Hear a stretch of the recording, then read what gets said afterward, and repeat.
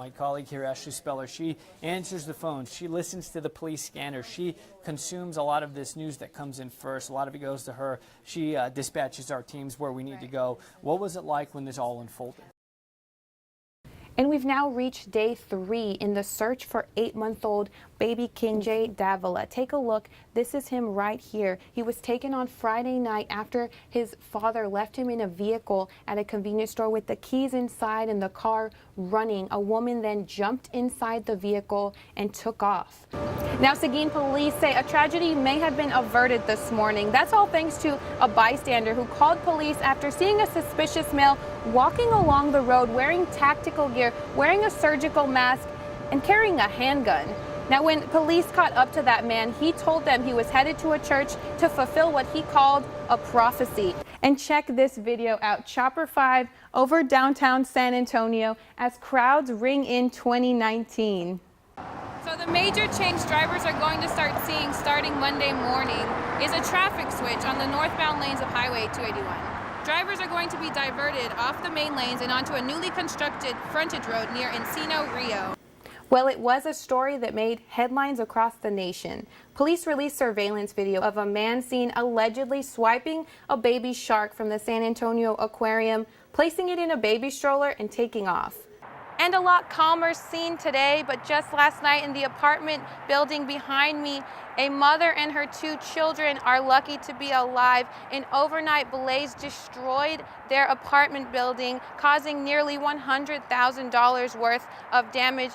And right now behind me, they are setting up for the grand reopening of the Student Advocacy Center. According to a recent study done by the school, 11% of enrolled students at SAC are facing homelessness. So you'll even find the Batmobile here, but it's actually a wrapped Corvette called the Bat Vet. Kids love the car. Kids love the Batmobile. And so anytime I go anywhere, they always ask where the Batmobile is at. Now we get to show them.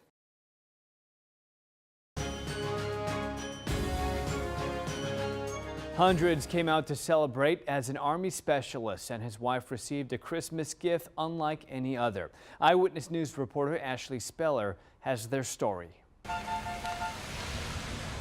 It was a celebration fit for a hero.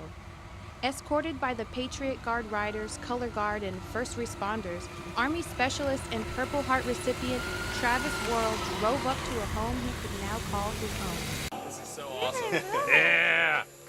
Wow. Yay. The Stephen Siller Tunnels of Towers Foundation gifted the mortgage-free smart home to Specialist Worrell and his wife Ayana as part of their mission to help severely injured veterans take back their independence. At just 22 years old while serving in Afghanistan, Specialist Worrell was left paralyzed from the chest down during an explosion. I was injured in May of 2012. We were in a firefight and a rocket-propelled grenade came in and landed about 4 to 5 feet behind me, something like that, and pretty much got me in the back with shrapnel. The customized home features wide doorways to accommodate his wheelchair, pull-down shelves, and even a special shower. Yes, I cannot wait to take a shower in here. And another great thing about the home is that the lighting, the security system, and even the thermostat can be adjusted right from his phone. I'm super excited to be able to cook. Like, I can't wait to just like cook up some spaghetti or some tacos or something. This military hero says he can't wait to get started. I honestly can't wait to just sit on my front porch and enjoy the breeze going through the trees and just like the shade and the sun. Oh my God, it's gonna be cool. Ashley Speller, KENS 5 Eyewitness News. Some children won't be home for the holidays this year and instead will be spending it in the hospital. And one group is expecting to make that experience just a little bit brighter. Eyewitness News reporter Ashley Speller has that story.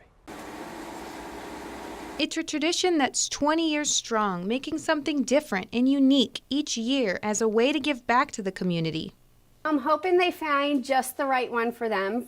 We have flamingos to snails to Superman to Star Wars, that they find just the right one and it fits them just right. This group of quilters came together to hand make nearly 300 surgical caps for kids of all ages, spending this holiday season at the Children's Hospital of San Antonio. And just to get to see a smile before they have to go into surgery, I think will also help calm the parents maybe a little bit. And it is something that they can take home, so hopefully it'll be a positive part of the experience of being in the hospital. Jackie is a teacher at the SOS Special Quilt Shop. She and the group collect the caps, which the hospitals say are a hit with the kiddos year-round. She says anyone that wants to join the cause can do it. Okay, so show me how this is done. Okay, I can actually make a casing to run the elastic in. I'm going to back it up there. And now, see how easily that is? Everything just turns right there. You run your elastic through it, Okay. sew off your elastic, and you've got yourself a hat. Michelle and Jackie say their wish is that this small gesture will help make a child's hospital stay a little brighter. I hope they get well and get to go home, and if not, that they get to experience the holiday spirit within the hospital and get to be with family and friends. Ashley Speller, KENS 5 Eyewitness News. Two kids are not letting their age stop them from making a difference in other people's lives. Eyewitness News reporter Ashley Speller has the story. Do a little, help a lot. That's what Mia and Miles Stewart say is all it takes to help someone else in need. We brought him his shoes, then his mom calmed him down, then when he saw him, he started crying and then saying thank you. At just 10 and 11 years old, these two are already ahead of the game. One afternoon, while doing some spring cleaning with their parents, they noticed a pile of outgrown cleats and wanted to do something with them. Organically, the conversation just grew into what else we could do with the cleats, and they came up with the idea of trying to find people that might need them, that might not be able to afford them. The Stewarts formed the Cleat Closet, a nonprofit organization that has collected more than 100 pairs of shoes for kids who share that same love of sports that Mia and Miles do, but simply can't afford the gear. And there's no cost to anyone requesting cleats. The kids check the inventory that night.